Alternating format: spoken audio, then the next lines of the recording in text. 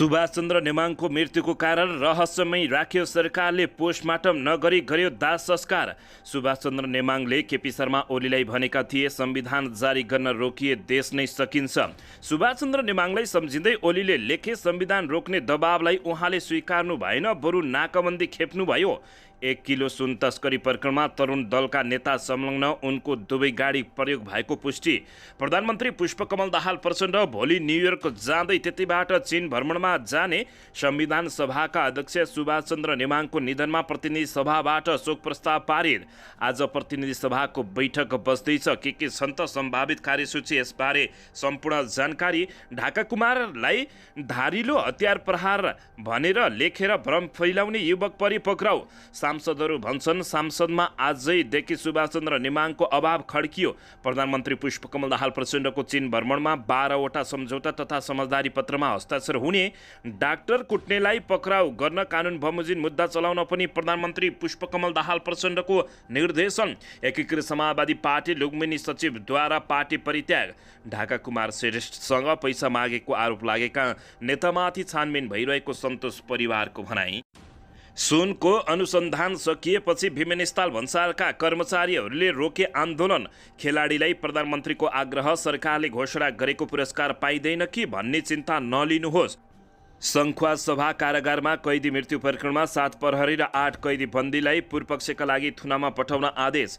खेलाडीका लागि घोषणा गरिएको पुरस्कार रकम शुक्रबारको मन्त्री परिषद बैठकले निकासा गर्ने।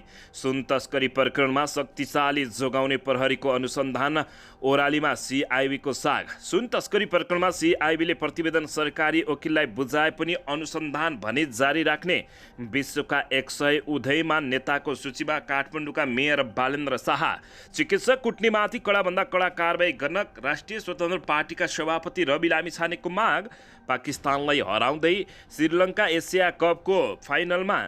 इन्धनमा स्वचालित मूल्यको बर्मालुट आखिर कसले गर्दैछ त जनतासँग इन्धनमा बर्मालुट, यसबारे सम्पूर्ण जानकारी। हेटौडा अस्पतालका 78 चिकित्सकहरूले दिए सामूहिक राजीनामा। र पशुपति आर्यघाटमा राजकीय सम्मानसहित सुभाषचन्द्र नेमाङको गरियो हिजो अन्त्येष्टि। 2 छोराहरूले दिए दागबत्ती। अब हेर्नुहोस् पुरा समाचार।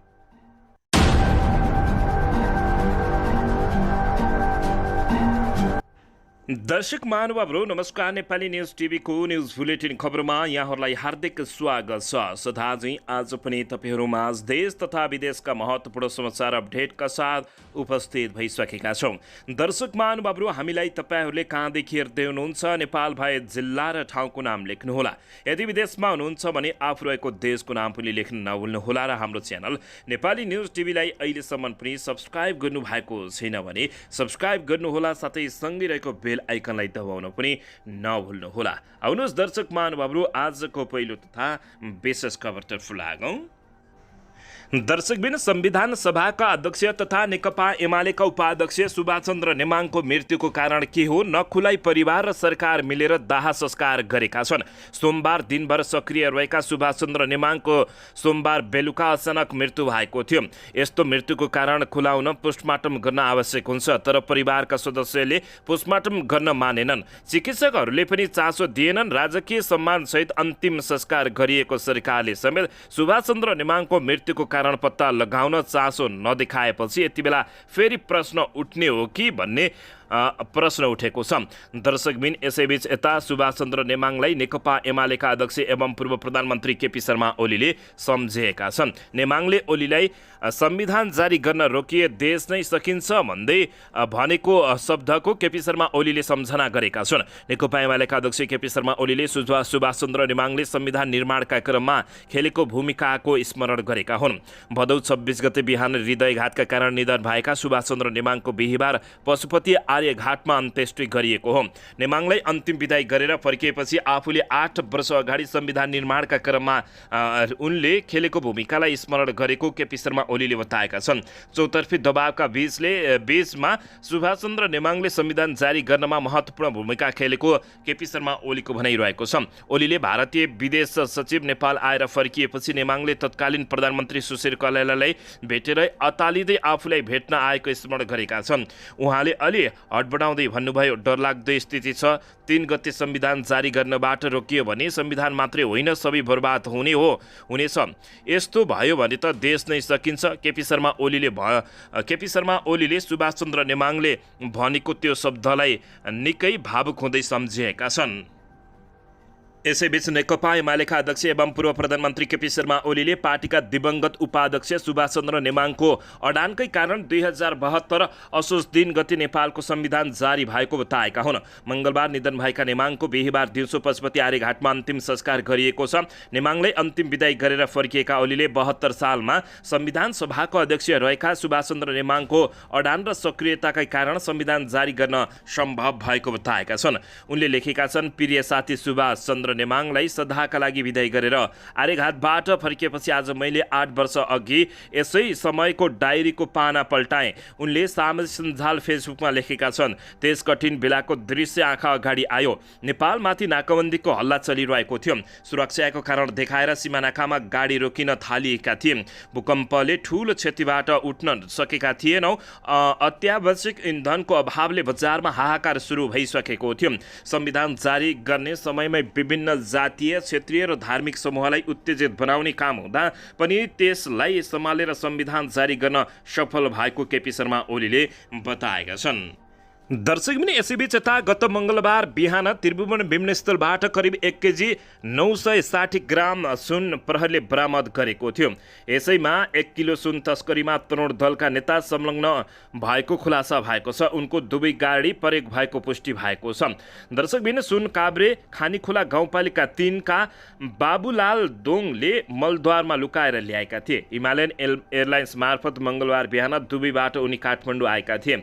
जिल्ला प्रहरी परिसर काठमाडौँको टोलीले उनलाई विमानस्थलबाट बाहिरबाट पक्राउ गरेको थियो।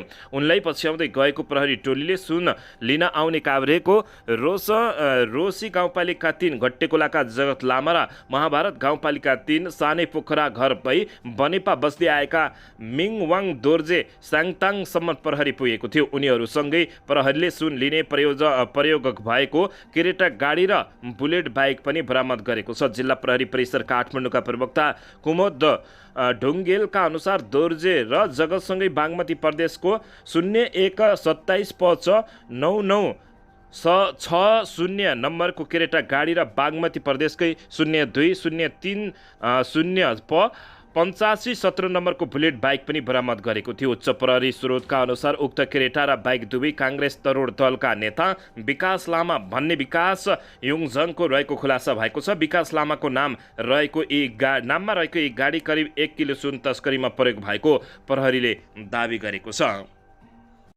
दर्शक पनि यसैबीच यता सुन तस्करी प्रकरणमा शक्तिशाली जोगाउने प्रहरी अनुसन्धान देखिएको छ।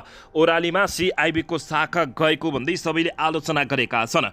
1 क्विन्टल बढी तस्करीको सुन बरामद भएको राजस्व अनुसन्धान विभागको दाबीसँगै उसले एकल अनुसन्धान अगाडि बढायो। अपराधको प्रकृति सङ्गठित र अन्तर्देशीय रहेकाले अनुसन्धानमा प्रहरी समेत मिसाउनु पर्ने आवाज उठिरहेपछि प्रहरीको केन्द्रीय अनुसन्धान ब्युरो सिआइबीले अनुसन्धानको जिम्मेवारी पायो। यो बीचमा माओवादी केन्द्रका शक्तिशाली नेता अनि नेता पुत्रसँगै माओवादी नेताको संरक्षणमा रहेका व्यापारीहरू समेत पेलिँदै गए। कृष्णबहादुर महराका महरा पुत्र राहुल महरा, पूर्व उपराष्ट्रपति नन्दकिशोर पुनको छोरा दिपेश पुन, माओवादीका उपमहासचिव वर्षमान पुन अनि उनको श्रीमती ओन्सरी घरती मगर जोडिए। यति मात्रै होइन, आद्यगमन विभागका महानिर्देशक झलकराम अधिकारी, विधे ल्याबका सञ्चालक भीमकान्त भण्डारीसम्म सुनकाण्डमा जोडिएका थिए। भेपमा लुकाएर ल्याइएको 9 किलो सुनको अनुसन्धानका लागि राहुल पक्राउ परे। दिपेश लगायत केहीसँग प्रहरीले बयान पनि लियो। बुधबार ब्युरोले अनुसन्धानको प्रस्तावित राय सुझावको संक्षिप्त विवरण सार्वजनिक गर्यो। हङकङमा रहेका चिनिया नागरिक र नेपालमा रहेका चिनिया नागरिकहरूले नेपाली नागरिकहरूलाई परिचालन गरेर 300 किलो भन्दा बढी सुन तस्करी भएको दावी गरेको ब्युरोले तस्करीमा संलग्न देखिएका 50 जनाको नाम पनि सार्वजनिक गर्यो। ब्युरोले 9 विदेशी र 23 नेपालीलाई पक्राउ गरेको थियो। 14 विदेशी र 4 नेपाली फरार रहेको उल्लेख गरिएको विवरणमा गर्दा माथि उल्लेखित गरिएका कसैको नाम छैन। धन्न अमला रोकाको नाम फरार प्रतिवादीमा राखियो ब्युरोले, तर ब्युरोको सिफारिस नै अन्तिम होइन। सरकारी वकिलको कार्यालयले प्रतिवादीको सूची हेरफेर गर्न नै सक्नेछ भनेर बताइएको छ। दर्शकबिन यसैबीच माओवादीको संरक्षणमा हुर्किएको भीमकान्तलाई दर्शक महानुभावहरू सिआइबीले बचाएको समेत बुझिएको छ। दर्शकबिन अपराधको श्रृङ्खलाबद्ध आरोपले लडाकु पृष्ठभूमिमा समेत छोपिएको देखिएको छ। एकपछि अर्को गम्भीर अपराधमा जोडिएका कृष्णबहादुर महराई समेत यति बेला छुट दिएपछि चर्को आलोचना भएको छ। वर्षमान पुन अनन्त पनि दर्शक महानुभावहरू यसबाट के साँच्चै जोगिएका हुन् त, सिआइबीको साखमा धक्का लागेको छ भनेर कतिपयले सामाजिक सञ्जालमा लेखिरहेका छन्। यसबारे तपाईँहरूले के भन्न चाहनुहुन्छ, प्रतिक्रिया दिनुहोला। यद्यपि अनुसन्धान भने जारी भनेर सिआइबीले राखेको छ। दर्शकबिन यसैबीच यता प्रधानमन्त्री पुष्पकमल दाहाल प्रचण्ड भोलि न्युयोर्क जाने भएका छन्। त्यतैबाट चीन भ्रमण गर्ने भएका हुन्। प्रधानमन्त्री पुष्पकमल दाहाल प्रचण्ड शनिबार संयुक्त राष्ट्र सङ्घीय महासभा सहभागी हुन त्यसतर्फ प्रस्थान गर्ने भएका छन्। महासभाको 78औं सत्रमा नेपाली प्रतिनिधि मण्डलको नेतृत्व गर्दै प्रधानमन्त्री न्युयोर्क जान लागेको परराष्ट्र मन्त्रालयले बिहीबार जारी विज्ञप्तिमा जनाएको छ। प्रधानमन्त्री प्रचण्ड त्यहाँबाट 5 असोजमा चीन भ्रमणमा जाने पनि तय भएको छ। प्रधानमन्त्री प्रचण्डले 4 असोजमा महासभालाई सम्बोधन गर्ने कार्यक्रम छ। 3 वर्षपछि नेपालबाट महासभामा प्रधानमन्त्री स्तरमा सहभागी हुन लागेको हो। गत वर्ष परराष्ट्र सचिव व्रतराज पौडेलले सम्बोधन गरेका थिए भने त्योभन्दा अघिल्लो वर्ष तत्कालीन परराष्ट्र मन्त्री डाक्टर नारायण खड्काले महासभालाई सम्बोधन गरेका थिए।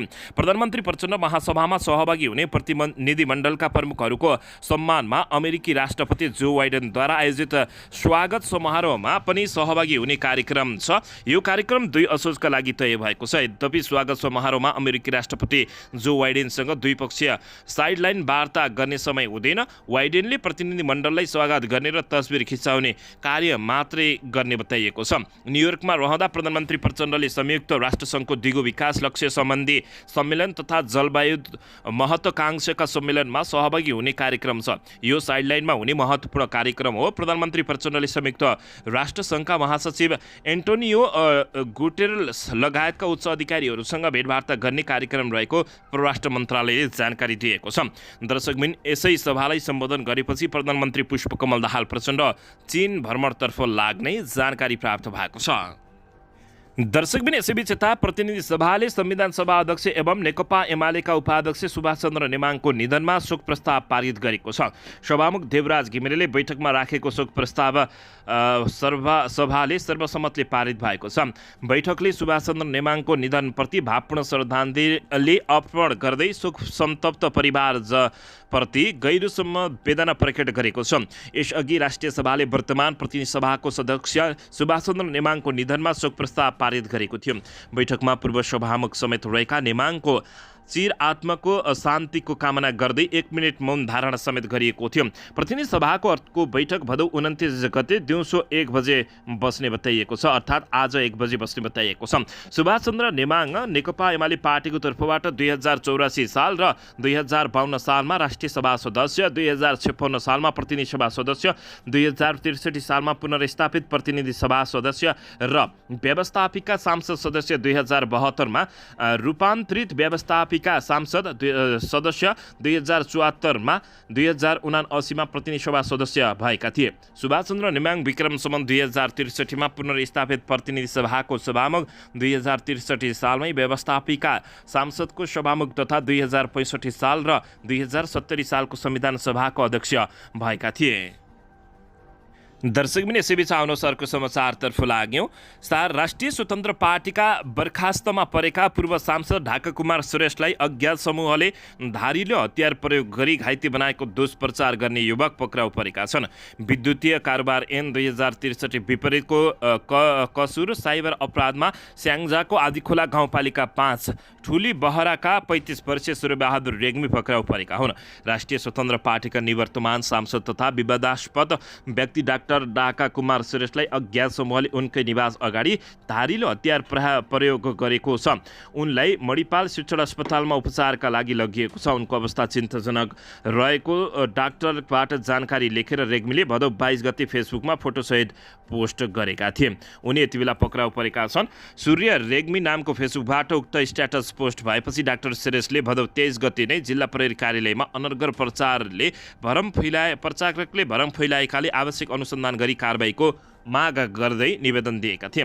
डाक्टर श्रेष्ठले बुधबार जारी गरेको जिल्ला प्रहरी कार्यालय कास्कीले जानकारी दिएको छ। पक्राउ परेका रेग्मी विरुद्ध विद्युतीय कारोबार ऐन 2063 विपरीतको कसुर साइबर अपराधमा अनुसन्धान प्रक्रिया अगाडि बढेको सूचना अधिकारी डिएसपी श्रवण कुमार बेकले जानकारी दिएका छन्। दर्शकबिन यसैबीच यता नेकपा एमालेका सचेतक महेश बर्तौलाले संविधान सभाका अध्यक्ष तथा पूर्व सभामुख स्वर्गीय सुभाष चन्द्र नेमाङको अभावको महसुस भइसकेको बताएका छन्। प्रतिनिधि सभाको बिहीबारको बैठकपछि सञ्चारकर्मीहरूसँग कुराकानी गर्दै सचेतक बर्तौलाले प्रतिनिधि सभाको बैठकमा स्वर्गीय नेमाङको अभाव आजैको बैठकबाट सुरु भइसकेको उनले बताएका हुन्। उनले नेपाली राजनीतिले नेमाङका अभावको क्षतिपूर्ति गर्न लामो समय कुर्नुपर्ने बताएका छन्। सचेतक बर्तौलाले नेमाङ राजनीतिलाई निष्ठा र सांस्कृतिकका साथ अगाडि बढाउनु पर्दछ भन्ने वकालत गर्ने पात्र भएको बताएका छन्। त्याग, निष्ठा, लगनशीलता, सहनशीलता र धैर्यताका साथ सहजतालाई पार लगाउनु पर्दछ भन्ने सुभाष चन्द्र नेमाङको मान्यता रहेको उनले बताएका छन्। यसैबीच नेकपा एकीकृत समाजवादी पार्टीका सांसद राजेन्द्र प्रसाद पाण्डेले नेमाङको शालीन व्यवहारका कारण संविधान सभा तथा संसदमा सबैलाई मिलाएर जान सकेको उनले बताउँदै शालीन व्यवहार प्रस्तुत गर्दै सबै पार्टीलाई विषयवस्तुमा केन्द्रित गराएर छलफल गर्न सक्ने क्षमता नेमाङमा रहेको भन्दै पाण्डेले नेमाङको स्मरण गराएका छन्। यसैबीच नेकपा माओवादी केन्द्रका सांसद देवेन्द्र पौडेलले नेपालका कम्युनिस्ट तथा वामपन्थी आन्दोलनलाई एकै ठाउँमा राख्नुपर्छ भन्ने कुरामा नेमाङले जोड दिएको बताउँदै कम्युनिस्टहरू मिलेर जानुको विकल्प छैन भन्ने कुरामा नेमाङ दृढ रहेको उनले बताएका छन्। नेपाली काङ्ग्रेसका सांसद प्रदीप पौडेलले पनि देशमा शान्ति प्रक्रियाको काम टुङ्गिन बाँकी रहेको उल्लेख गर्दै नेमाङ जीवित भइदिएको भए शान्ति प्रक्रिया टुङ्ग्याउन र संविधान कार्यान्वयन गर्न उहाँको विशेष भूमिका हुने समेत बताएका छन्। यता राष्ट्रिय स्वतन्त्र पार्टीका प्रमुख सचेतक सन्तोष परिवारले नेमाङ राजनीतिमा सहमति सामान्य गरेर अगाडि बढ्ने व्यक्ति भएको समेत बताएका छन्। एकीकृत समाजवादी पार्टीका सांसद कृष्ण कुमार श्रेष्ठले पनि संविधान सभाका अध्यक्ष सुभाष चन्द्र नेमाङले असहज परिस्थितिमा खुट्टा कमाइदिएको भए संविधान सभाबाट संविधान जारी नहुने समेत बताएका छन्। श्रेष्ठले संसदीय काम कारबाहीमा आफूहरूले नबुझेको कुरा सोद्धा स्वर्गीय नेमाङले झर्को नमानिकन सिकाउने गरेको समेत स्मरण गराएका छन्। दर्शकबिन यसैबीच यता हेटौडा स्थित सन्चो अस्पतालका चिकित्सक विकास थापा र प्रशान्त बिडारीमाथि आक्रमण गर्ने 4 जनालाई पक्राउ गर्न प्रधानमन्त्री पुष्पकमल दाहाल प्रचण्डले नै कानुन बमोजिम काम गर्नु भन्ने निर्देशन दिनु परेको पाइएको छ। चिकित्सक कुट्ने रमा प्रधान, उनकी छोरी रमिता, छोरा रोहित र भतिजा अनुप प्रधानलाई बुधबार प्रहरीले नियन्त्रणमा लिएको हो। चिकित्सकहरूलाई पनि बोलाएर छलफल गर्यो, त्यसपछि कुट्नेहरूलाई छोडिदियो। बिहीबार बिहान प्रधानमन्त्री कार्यालयको निर्देशनपछि फेरि उनीहरूलाई पक्राउ गरेको हो। बिहान चिकित्सक सङ्घका पदाधिकारीहरू प्रधानमन्त्रीलाई भेट्न आउनुभयो भएको थियो। उहाँहरूले डाक्टरको सुरक्षा हुनुपर्ने बारे प्रधानमन्त्रीसँग माग गर्नुभयो। प्रधानमन्त्रीले पनि सुरक्षा प्रशासनलाई कानुन बमोजिम काम गर्न निर्देशन दिनुभएको हो। प्रधानमन्त्रीका प्रेस विज्ञ मनहरी तिमल सिन्हाले भने चिकित्सकमाथि आक्रमण गर्नु फौजदारी अपराध मानिन्छ। फौजदारी अपराधका घटनाका अनुसन्धान अगाडि बढाउने पूर्ण अधिकार हुने प्रहरीलाई प्रधानमन्त्रीले किन निर्देशन दिनु पर्यो भनेर प्रश्न उठेको छ। बुधबारै उनीहरूलाई नियन्त्रणमा लिएर अनुसन्धान किन नथालेको भनेर हामीले जिल्ला प्रहरी कार्यालय मकवानपुरका प्रमुख एसपी सीताराम रिजाललाई सोध्यौँ। जाहेरी दिन चिकित्सक तयार नभएपछि चिकित्सक तयार नभएपछि कुटपिट गर्नेलाई पनि हिरासतमा राख्न नसकिएको उनले बताएका थिए। तर आक्रमण परेका चिकित्सकहरूले भने प्रहरीले दुवै पक्षलाई राखेर कुरा गराएको बताएका छन्। डाक्टर बिडारीले भने बताए अनुसार एसएसपी रिजालको रोहबरमा दुवै पक्षलाई राखेर छलफल भएको बताइएको छ। छलफलका क्रममा प्रधान परिवारले चिकित्सकलाई फेरि धम्काएको बताइएको हो। एसएसपीकै अगाडि जो डाक्टरले जाहेरी दिन्छ सबैलाई काटेर हिँड्छौ भनेपछि त्यसपछि मुद्दा हाल्ने आँट कसरी आउँछ? हामी केही नभनी त्यहाँबाट उठेर हिँडेको बिडारीले बताएका छन्। दर्शक महानुभावहरू, यसै बीचमा फेरि हेटौडा अस्पतालका 78 चिकित्सकहरूले सामूहिक रूपमा राजीनामा दिएपछि यो केस झन निकै बवाल मचाएको छ। बिरामीको उपचार गरिरहेका बेला हाई डिपेन्सी युनिट एचडियुमै चिकित्सकहरूमाथि भएको आक्रमणले असुरक्षा बढेको भन्दै मकवानपुरका स्वास्थ्यकर्मीहरू यति बेला आन्दोलित बनेका छन्। हेटौडा अस्पतालका सबै 78 चिकित्सकहरूले कुटपिटमा संलग्नलाई कारबाही माग गर्दै सामूहिक राजीनामा दिएका छन्। चिकित्सकका अनुसार शुक्रबारदेखि जिल्लामा आकस्मिक बाहेक सेवा सबै ठप्प पार्ने तयारी गरेको बुझिएको छ।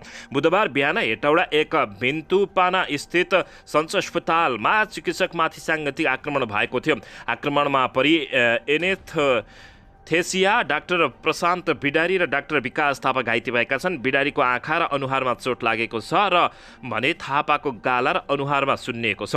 थापा उपचारका लागि काठमाडौँ गएका छन्। डेङ्गीका कारण 1 महिना अघि मृत्यु भएका हेटौडा 12 का राजेश प्रधानका आफन्तले अस्पतालभित्र प्रवेश गरी बुधबार डाक्टरमाथि कुटपिट गरेपछि यति बेला सामाजिक सञ्जालमा उनीहरूको चर्को आलोचना समेत भएको छ। दर्शकबिन यता भने नेकपा एकीकृत समाजवादी पार्टीका केन्द्रीय सदस्य तथा लुम्बिनी सचिव राजु गुरुङले पार्टी परित्याग गरेको घोषणा गरेका छन्। बिहिबार सामाजिक सञ्जाल मार्फत उनले आफू स्वतः वामपन्थी बनेको लेख समेत गरेका छन्। उनले लेखेका छन्, आजबाट स्वतन्त्र वामपन्थी आहा क्या टाउको हल्लुङ्गो। उनी नेकपा एमालेबाट विभाजन भएर बनेको नेकपा एकीकृत समाजवादी पार्टीमा सुरुदेखि नै लागेका थिए। गत प्रतिनिधि सभाको निर्वाचनमा रूपन्देही 2बाट उम्मेद्वार बनेका गुरुङको उम्मेदवारी निर्वाचन आयोगले खारेज गरिदिएको थियो। पार्टी छाड्नुको कारणबारे सोध्न खोज्दा गुरुङको सम्पर्क प्रयास सफल नभएको बताइएको छ। उनले केन्द्रीय समितिले कार्य विभाजनमा असन्तुष्टि जनाएको एक नेताले बताएका छन्। गुरुङले रूपन्देहीका कार्यवाहक अध्यक्ष श्रीराम यादवलाई पार्टी छोडेको समेत जानकारी गराएको बताइएको छ। यादवले आफूलाई फोन गरेर गुरुङले पार्टी छोडेको बारे जानकारी गराएको जानकारी प्राप्त भएको छ। यद्यपि के हो कारण भन्ने समेत नखुलेको बताइएको हो। दर्शकबिन यसैबीच यता राष्ट्रिय स्वतन्त्र पार्टीका प्रमुख सचेतक सन्तोष परिवारले पार्टीका पूर्व सांसद ढाका कुमार श्रेष्ठलाई मन्त्री बनाइदिने भनी पैसा माग गरेको आरोप लागेका पार्टीका नेतामाथि छानबिन भइरहेको बताएका छन्। बिहिबार प्रतिनिधि सभाको बैठकपछि सञ्चारकर्मीहरूसँग कुराकानी गर्दै प्रमुख सचेतक परिवारले पूर्व सांसद डाक्टर श्रेष्ठसँग पैसा मागेको आरोप लागेका पार्टीका केन्द्रीय सदस्य मोहन जङ थापामाथि छानबिन भइरहेको उनले बताएका हुन्। उनले आरोप प्रमाणित भए थापालाई पनि कारबाही गरिने बताएका छन्। उनले छानबिन प्रक्रियालाई पनि छिट्टै टुङ्गाउने समेत बताएका छन्। उनले भने, हामी देशको पनि छानबिन गरिरहेका छौँ। जसरी उहाँले गरेका कुरा प्रमाणित भएर उहाँलाई पार्टीले जसरी कारबाही गरे त्यसै गरी उहाँले अहिले बोलेका कुराहरू सत्य तथ्य प्रमाणित भयो भने त्यहाँ पनि कारबाही हुन्छ। हामी छानबिन गर्छौँ, त्यो टुङ्ग्याउँछौँ, चाँडै नै टुङ्गिन्छ, सचेतकले बताएका छन्। रासपाका पूर्व सांसद डाक्टर ढाका कुमार श्रेष्ठले मन्त्री बनाउन पार्टीलाई पैसा बुझाउनु परेको भन्दै एक मेडिकल व्यवसायीसँग 2 करोड रुपियाँ मागेको अडियो सार्वजनिक भएसँगै उनलाई पार्टीले सांसद पदबाट मुक्त गरेको थियो। डाक्टर श्रेष्ठले पछिल्लो समय केही सञ्चार माध्यमहरूलाई अन्तर्वार्ता दिँदै आफूलाई मन्त्री बनाउने प्रलोभन दिँदै पार्टीको केन्द्रीय सदस्य मोहन जङ थापाले पैसा मागेको समेत आरोप लगाएका छन्। दर्शकबिन यसैबीच यता सुनको अनुसन्धान सकिएपछि विमानस्थल भन्सारका कर्मचारीले आन्दोलन रोकेका छन्। त्रिभुवन विमानस्थल भन्सार कार्यालयका कर्मचारीले आन्दोलन रोकेका छन्। प्रहरीको केन्द्रीय अनुसन्धान ब्युरोले 60 किलो सुन तस्करी प्रकरणको अनुसन्धान सकेर जिल्ला सरकारी वकिलको कार्यालय काठमाडौँमा अनुसन्धान प्रतिवेदन बुझाएसँगै कर्मचारीहरू आन्दोलन रोकेर नियमित काममा फर्किएका हुन्। नेपाल प्रहरी सहित विभिन्न निकायले सुन तस्करी प्रकरणको अनुसन्धानका क्रममा अनावश्यक रूपमा दुःख दिएको भन्दै उनीहरूले आइतबार साङ्केतिक विरोध स्वरूप 3 घण्टा पेन डाउन गरेका थिए भने 25 भदौमा कार्गो जाँचपास शाखा मार्फत हुने निकासी तथा पैठारीको काम बन्द गरेका थिए। भन्सार विभागसहित अर्थ मन्त्रालयले अनावश्यक रूपमा दुःख दिने अवस्था आउन नदिने प्रतिबद्धता समेत जनाएको भन्दै कर्मचारीहरू आन्दोलन रोकेर काममा फर्किएको बताइएको छ। बिना प्रमाण केही कर्मचारीहरू पक्राउ गरेको भन्दै उनीहरूले 27 भदौभित्र मागहरू सम्बोधन नभए कार्यालयको यात्रु जाँचपास शाखाबाट सम्पादन हुने कार्यहरू समेत प्रभावित हुन सक्ने चेतावनी समेत दिएका थिए। तर प्रहरीले हिजो 27 भदौमा नै प्रहरीले अनुसन्धान सकिसकेको सिआइबीले थप 302.06 अर्थात् कुल 360 किलो 778 ग्राम सुन ब्रेक सुमा लुकाएर ल्याएको निष्कर्ष सहित सरकारी वकिलको कार्यालयले प्रतिवेदन समेत बुझाइसकेको छ। दर्शकबिन यसैबीच यता खेलाडीका लागि घोषणा गरिएको पुरस्कार रकम शुक्रबारको मन्त्रीपरिषद बैठकले निष्कासन गर्ने बताइएको छ। प्रधानमन्त्री पुष्पकमल दाहाल प्रचण्डले खेलाडीका लागि घोषणा गरिएका पुरस्कार रकम शुक्रबार बस्ने मन्त्रीपरिषदको बैठकले निष्कासन गर्ने बताएका छन्। 1900 एसियाली खेलकुद प्रतियोगितामा सहभागी हुने खेलाडीहरूलाई विदाई गर्न बिहिबार बालुवाटारमा आयोजित कार्यक्रममा प्रधानमन्त्री प्रचण्डले केही प्राविधिक र नीतिका कारण घोषित पुरस्कार निकासमा ढिलाइ भएको भन्दै शुक्रबारको मन्त्रीपरिषदको बैठकले सबै रकम निकास गर्ने बताएका छन्।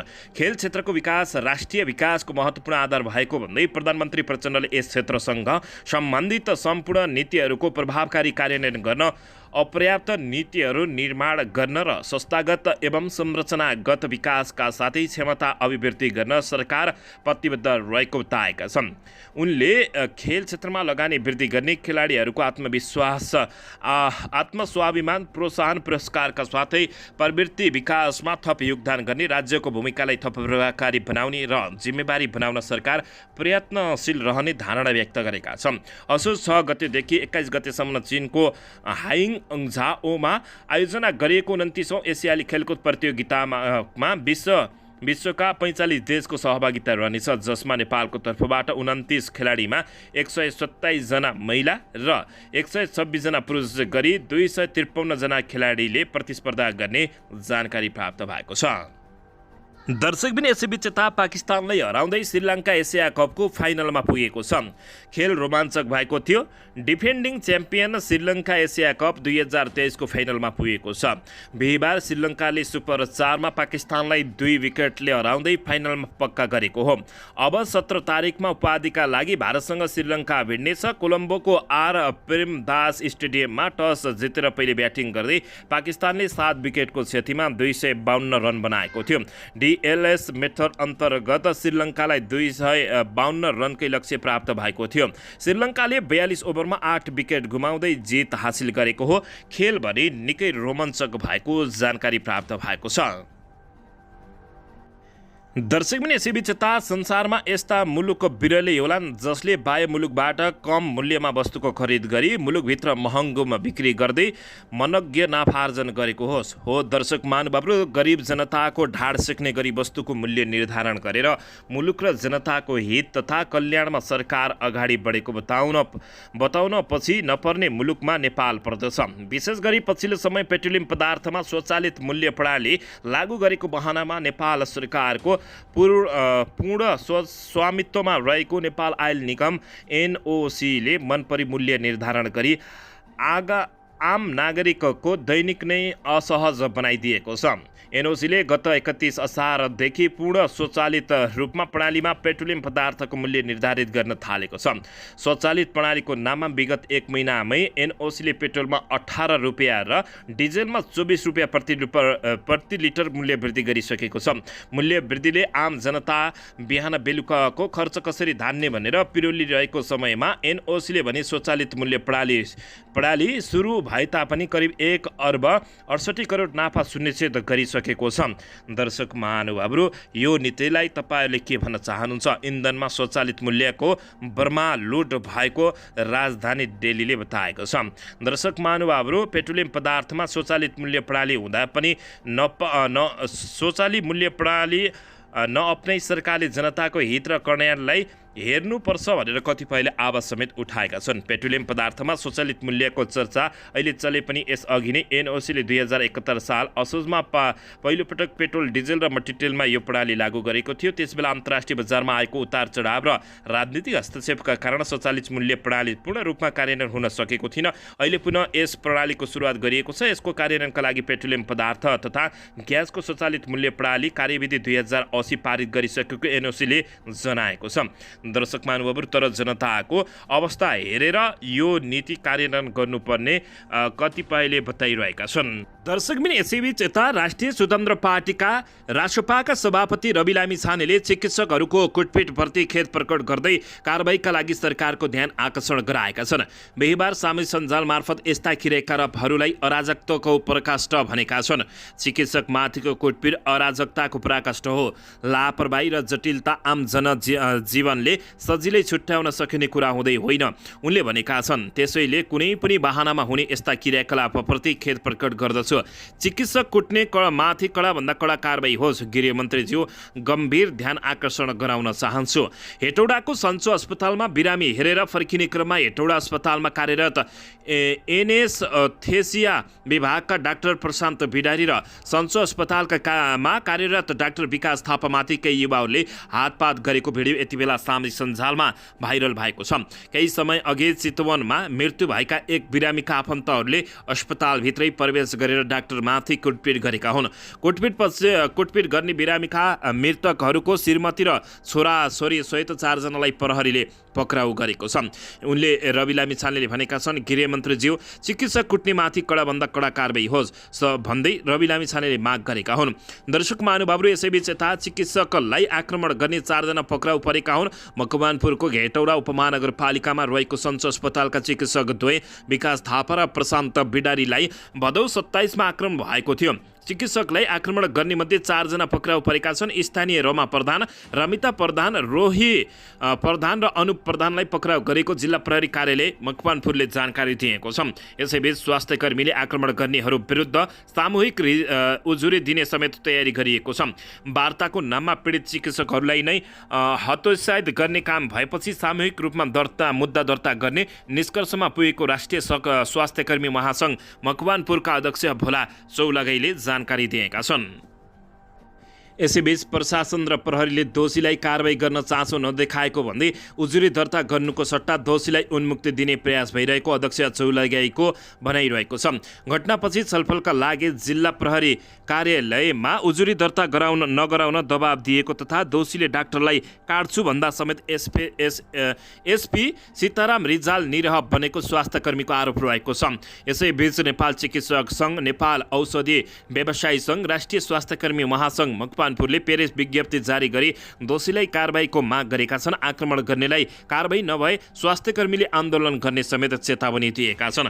दर्शक महानुभाव, यसबारे तपाईँहरूले के भन्न चाहनुहुन्छ प्रतिक्रिया दिन नभुल्नुहोला। दर्शकबिन, यसैबीच यता काठमाडौँ महानगरपालिकाका मेयर प्रमुख बालेन्द्र शाह प्रतिष्ठित टाइम पत्रिकाको उदयमान 100 नेताहरूको सूचीमा परेका छन्। वर्ष व्यक्ति टाइम 100 लगायतमा वर्षका प्रभावशाली व्यक्तिहरूको सूची प्रकाशन गर्दै आएको टाइमले स्वास्थ्य, वातावरण, खेल, व्यवसाय, राजनीतिक, कला जस्ता क्षेत्रमा उधाउँदा नेताहरूको सूचीमा मेयर बालेन्द्र शाहलाई पनि समावेश गरेको हो। द न्युयोर्क टाइम्सले 5 महिना अघि शाहबारे प्रोफाइल पनि प्रकाशित गरेको थियो। शाहलाई 2023 टाइम्स 100 नेक्स्ट सूचीमा समावेश गर्दै उनले गत स्थानीय तहको निर्वाचनमा हासिल गरेको अप्रत्याशित जितको समेत चर्चा गरेको छ। 33 वर्षीय स्वतन्त्र उम्मेद्वार बालेन्द्र शाहले सामाजिक सञ्जालको प्रयोग गरेर मतदाताको निराशालाई फक्रदै बालेन प्रभाव सिर्जना गरेको समेत जिकिर गरेको छ। यसले गर्दा देशभर 385 जना स्वतन्त्र उम्मेद्वारले दिग्गज राजनीतिज्ञहरूलाई हराउन सफल भएको पनि टाइम्सले उल्लेख गरेको छ। निर्वाचन अघि आफूले गरेका बाचा पूरा गर्नका लागि चालेका केही कदम, विशेष गरेर सहरका गरिबीमाथि परेको प्रभावका कारणले आलोचना पनि खेप्न परेको उल्लेख समेत गरेको जानकारी प्राप्त भएको छ। दर्शक महानुभावहरू, अन्ततः काठमाडौँका मेयर बालेन्द्र शाह बालेनले विश्वका 100 उदयमान नेताको सूचीमा परेको देखाइएको छ। दर्शकबिन, यसैबीच यता नेपाल प्रहरीको केन्द्रीय अनुसन्धान ब्युरो CIB ले सुन तस्करी प्रकरणको मुद्दा अदालतमा गए पनि अनुसन्धान भने नरोकिने जानकारी दिएको छ। 7वटा कम्पनीबाट सुन तस्करी भएको तथ्य फेला परेका अहिलेसम्म जम्मा 1 रेडी ट्रेड प्रणालीबाट भएको तस्करीको मात्रै अनुसन्धान सकेको जानकारी दिँदै CIB प्रमुख प्रहरी अतिरिक्त महानिरीक्षक किरण बज्राचार्यले अनुसन्धान जारी राख्ने जानकारी दिएकी छन्। CIB ले बुधबार आफ्नो रायसहितको प्रतिवेदन जिल्ला सरकारी वकिल कार्यालयमा बुझाएको थियो।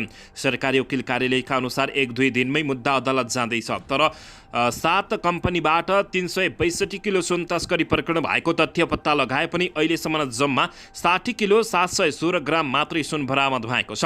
बाँकी सुन तस्करहरूले गन्तव्यमा पुर्याइसकेकाले त्यसमा थप संलग्नताको खोजीका लागि CIB ले अनुसन्धान जारी राखेको उनले जानकारी दिएकी हुन्।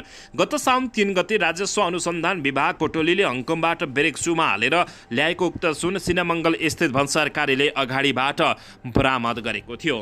दर्शकबिन यसैबीच अवैध सुन प्रकरणमा चिनिया नागरिकसँग जोडिएका नेताहरूलाई उन्मुक्ति दिएपछि नेपाली नागरिकहरूमा नैराश्यता छाएको छ। राजस्व अनुसन्धान विभागले बरामद गरेको 60 किलो सुन तस्करीमा संलग्न रहेका चिनिया नागरिकसँग सम्बन्ध जोडिएका उच्च राजनीतिक नेतृत्वलाई पुरै उन्मुक्ति दिएको छ। नेकपा माओवादी केन्द्रको उच्च नेतृत्वसँग उडबस र व्यापारिक साझेदारी रहेका बेल्जियन नागरिक दावा छिरिङ र चिनिया नागरिक दा ओजिन वाङलाई मुख्य प्रतिवादी बनाउँदा उनीहरूसँग सम्पर्क स्थापित भएका नेताहरूलाई भने नेपाल प्रहरीको केन्द्रीय अनुसन्धान ब्युरो CIB ले सामान्य सोधपुछ नै नगरी उन्मुक्ति दिएको खुलासा भएको छ। प्रहरीले पक्राउ गरेका 32 जना र फरार रहेका 18 जना गरी 50 जनाको सूचीसहित सरकारी वकिलको कार्यालयमा अनुसन्धान प्रतिवेदन बुझाएको छ। सरकारी वकिल कार्यालयले आइतबार उनीहरूलाई मुद्दा दायर गर्ने गरी काम गर्न थालेको छ। त्रिभुवन राष्ट्रिय विमानस्थलबाट बरामद 60 किलो 716 ग्राम सुन प्रकरणमा फरार रहेका 4 जनालाई मात्रै फरार प्रतिवादी कायम गर्न केन्द्रीय अनुसन्धान ब्युरोले सरकारी वकिललाई राय दिएको स्रोतले दावी गरेको छ।